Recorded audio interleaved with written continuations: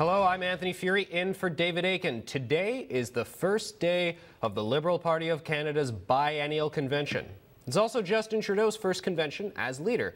Members will be voting for the party executive, debating policy resolutions, and attending various special events. But what's got the average members excited? And what does this convention mean for the country at large?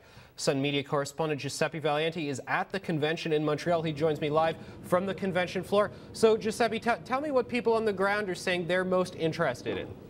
Well, people are very excited, the ones at least who I'm speaking to. They say this is a real chance for the party to unite, show a fresh face, and really show what it can do and show some policy in the run-up to the 2015 election. One thing, though, that I really need to mention off the top, something really funny happened just a few minutes ago. There was a media blackout in the room where I'm standing right now. We didn't know what it was. Turns out it was Justin Trudeau here to practice his speech for tonight, but the Liberal Party didn't realize that the feed was still feeding into the media room, so he actually got the entire speech and beforehand he's wearing a Canada sweater, I assume because of the Olympics. And just a couple of quick things about the speech. He took a shot at the Parti Québécois, criticizing them for the secularism charter, said, you know, fear and division will rule unless there is hope in the country. Ostensibly the Liberals will provide that hope. He talked a lot about the middle class and took some shots at Stephen Harper and Thomas Mulcair as well. So that's something that people will hear Trudeau saying about 7:45. So it's too bad for the Liberals, but I really, I couldn't help but give a little spoilers to you. Fair enough, and I understand they had to kick all the media out of the room for that, so it's sort of a funny little irony that you guys ended up hearing in the end. And I do want to ask you, when you just said to me now that everybody's looking forward to rebuilding the party, I feel like we could be having this conversation in any number of Liberal rebuilding conventions that they've had since Paul Martin left in 2006. In what sense do you get that this is different than any of those past conventions? The numbers. And the numbers are important. The numbers have shown that this very well could be different in a number of ways. Number one, the Liberal Party is getting money from donations like it hasn't in years. In the last quarter of fiscal 2013, they received over 44,000 individual contributions. That was over 7,400 more than the Conservative Party. So they're outpacing the Conservative Party in terms of individual donations. The Conservatives still got more money this year from donors, 18 million compared to just under 12 million for the Liberals, but they're closing the gap and they're closing it quickly. Number two, we have the polls. Poll came out just a few hours ago, showed that the Liberal Party is even widening the lead over the Conservatives. So they are leading in the polls. They're leading in the number of individual donations they're receiving. They have a new party that the new leader, excuse me, that the party says, we really have a product now that we can sell really well. And something that also I'm hearing is organization. The party is better organized to get more money, to have a serious war chest for the 2015 elections. Now, the issue here is policy. Of course, Trudeau's been criticized for not having a lot of substance, for being a little too flashy, not having the policy points behind him. That could change to this weekend. I mean, it is a policy convention, so people will be debating resolutions that we could end up seeing in the 2015 platform. The Liberals have been, as you know, a little bit coy or they've been secretive in terms of what we'll actually see in the platform. But this weekend will be an indication. For instance, euthanasia is something that will be decided. They want to amend the criminal code to allow euthanasia. There's also something a little controversial, or it's become a little controversial. There will be a resolution to, if the Liberals win, to create a parliamentary committee looking into reforming Canada's electoral laws to have proportional representation. We know Trudeau's been actually, made statements against proportional representation, but there is a resolution in favor of that. So something to look forward, something to watch over the weekend. Giuseppe, thank you for that report. Okay, thank you very much. Now, clearly the underlying theme of this convention, folks, is to get back into power for the Liberals. That's something they've been trying to rebuild towards since Paul Martin lost in 2006. Now, can this convention put them on the right path to that? Sun News contributor Ray Hurd is with me in studio for that. What do you think? Well, I'm talking as former communications director of the Liberal Party. Exactly. Let me say first, I am shocked that former Prime Ministers Jean Chrétien and Paul Martin will not be speaking, as far as I know, they should be. That is evidence of Justin Trudeau's disrespect for the older generation. They weren't invited, you know, or they don't want to be there? Because maybe they don't respect his lightweightness. No, I think both of them, I know Chrétien likes him. So that's unfortunate that these two, especially Chrétien, I don't like him because of what he did to my boss, John Turner, which is stab in the back. But he was a successful majority prime minister 3 times. But even more dismaying is the fact that when the convention starts soon, Chrystia Freeland, the Globe and Mail star candidate for what we call Toronto Centre Rosedale, will be debating economic policy with a guy called Larry Summers. Now, guess who Larry Summers is? He was chief economic guru to Obama, and he worked for Clinton, and his economic policies weren't that successful. But the real problem with him is that at my university, Harvard University, he was the president, and he made a statement about women not having the aptitude to become top engineers and scientists. And guess what happened, Anthony? The faculty of Harvard University had a meeting, and they put a no-confidence vote in the sky for his sexist remarks, and that's one of the reasons he had to resign as head of Harvard University. Now, let me tell you, I can't remember any other case where the faculty at Harvard has expressed no confidence in their leader. So who, pray tell me, invited this sexist to address a party convention of my Liberal Party, because my Liberal Party has no room for male chauvinists in it, and that's what he is.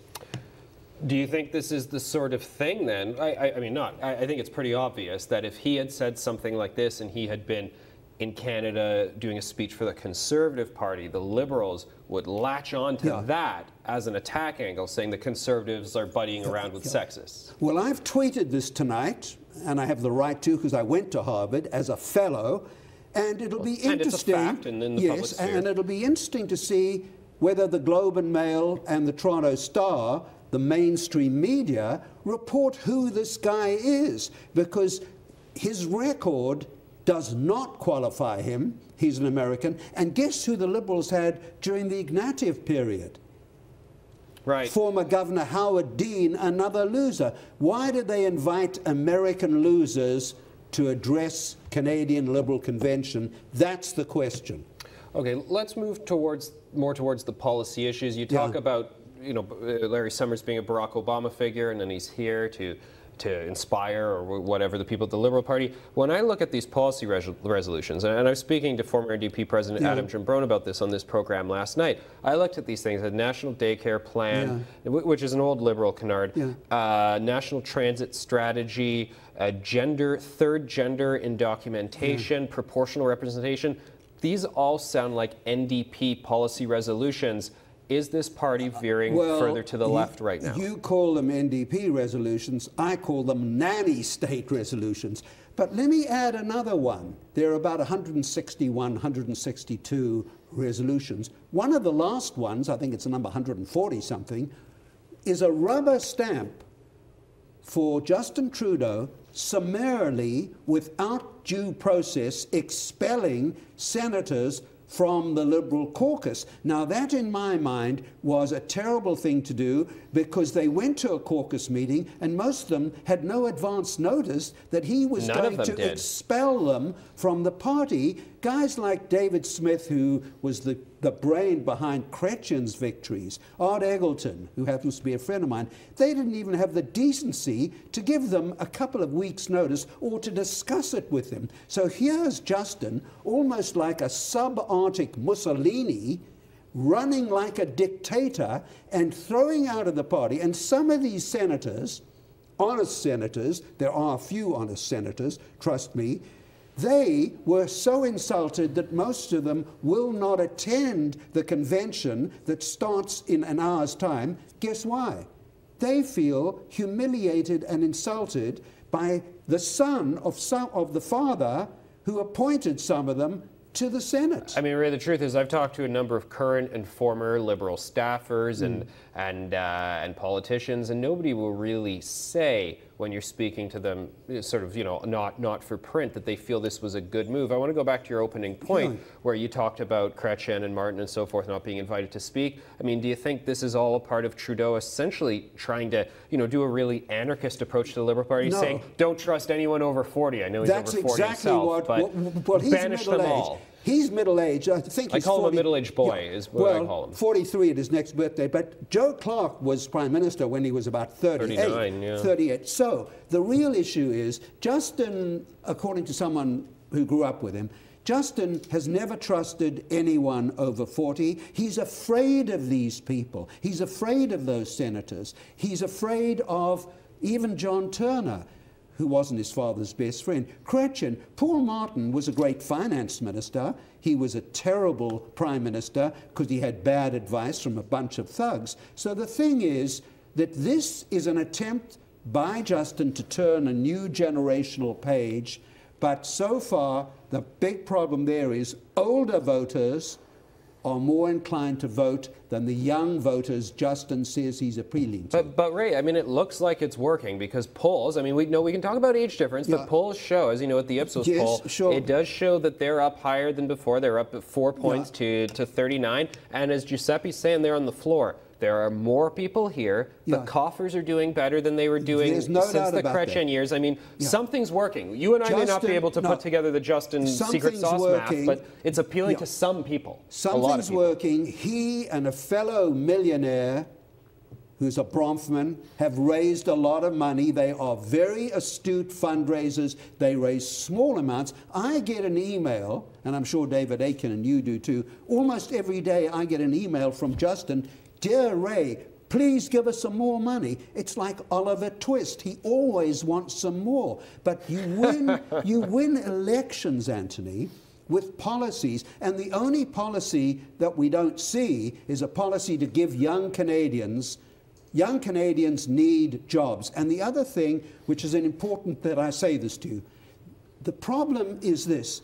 Justin appeals to the middle class. Yeah. I'm an unhyphenated liberal. I don't appeal to the working class, the elitist class, or the middle class. I appeal to Canadians. And I think Justin's focus on the middle class is cynical because Justin and Bronfman and Chrystia Freeland don't know what the middle class is. They are elitists. They belong to what I call the Laurentian, inside the Queensway elite. All right, Ray Hurd, we got to go for now, but thanks for your analysis. Let's head back to the convention floor right now, and we're going to check in with Liberal Party National President Mike Crawley.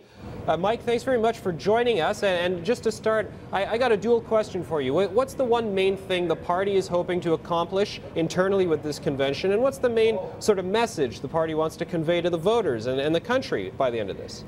Well, listen, first of all, there's going to be some great policy discussion this weekend, and there's been resolutions that have come up from the grassroots across the country, so all those resolutions will come for discussion this weekend. So that's one of the goals of the convention. But the other goal of the convention is to bring key Liberals together from across the country that represent a lot more Liberals in the ridings from coast to coast to coast, to get them focused on the work that we have to do the next 2 years to get ready for the 2015 election.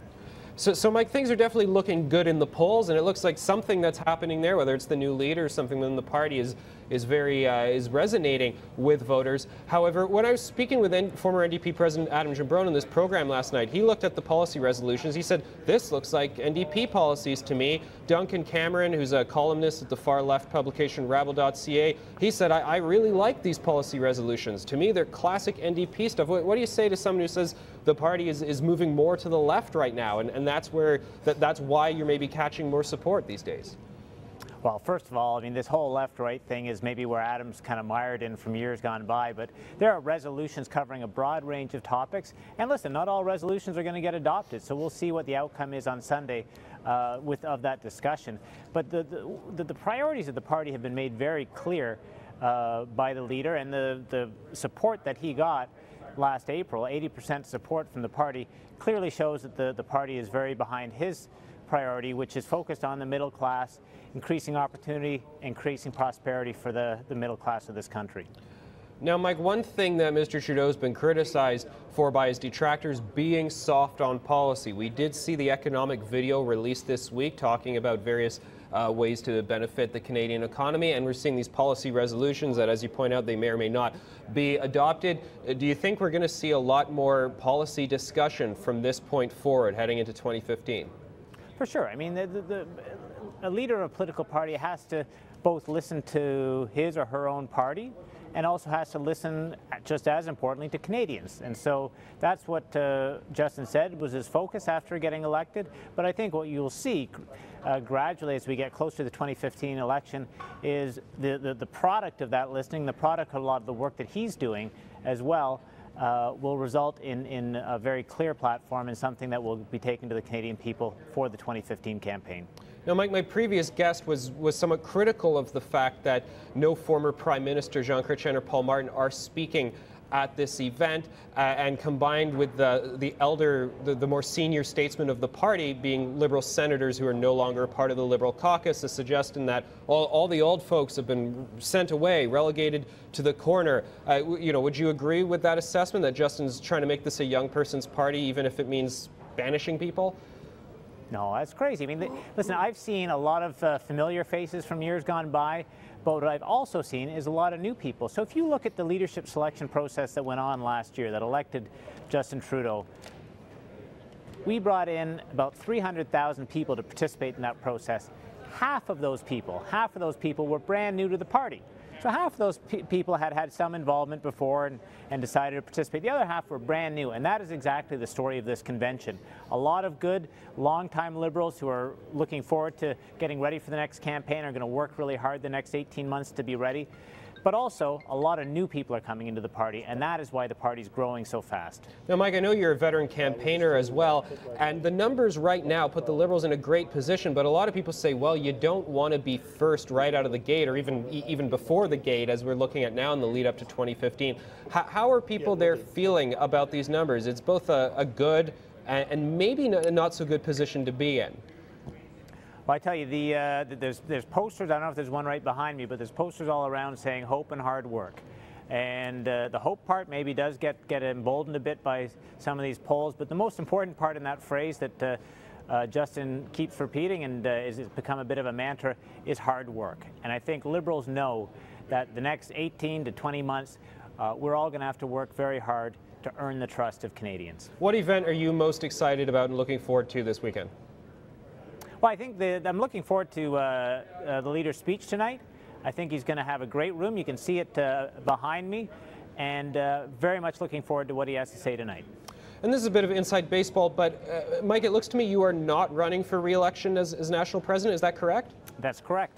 Are you perhaps considering running for a nomination, running to be an MP in 2015? I'm not. I will be working hard, shoulder to shoulder, with a whole bunch of folk that are here out at this convention to make sure that we elect as many MPs as possible, but I won't be a candidate. All right, Mike Crawley, National President of the Liberal Party, thanks very much for your time. Okay, thank you.